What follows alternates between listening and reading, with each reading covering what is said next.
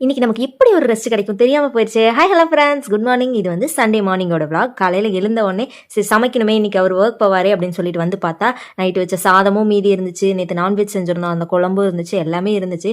என்னடா பண்ணுறதுன்னு சொல்லிட்டு அவரை போய் எழுப்பி கேட்டால் எனக்கு அதுவே போதுமா, வேறெல்லாம் எதுவும் செய்ய வேண்டாம், அதுவே சாப்பிட்டுக்கலாம் அப்படின்னு சொல்லிட்டாரு.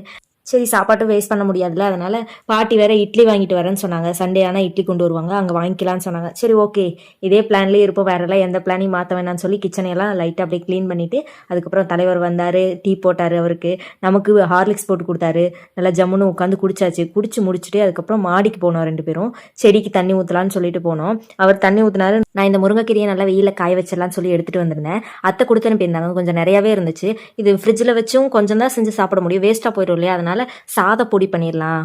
கருவேப்பிலை சாதப்பொடி இந்த மாதிரியெல்லாம் செய்கிற மாதிரி இதையும் சாதப்பொடி பண்ணி டெய்லி ஒவ்வொரு ஸ்பூன் அப்படியே சாதத்தில் போட்டு பெரட்டி சாப்பிட்ற மாதிரி ட்ரை பண்ணி பார்க்கலாம் அப்படின்னு சொல்லி காய வச்சேன். காய வச்சுட்டு அப்புறம் கீழே போய் நேற்று மேரினேட் பண்ணி வச்ச ஃபிஷ் எல்லாம் இருந்துச்சு, அவர் ஃப்ரெஷ்ஷப் ஆகிட்டு வர சொல்லிட்டு அந்த ஃபிஷ்ஷை சூப்பராக பொரிச்சு எடுத்தாச்சு.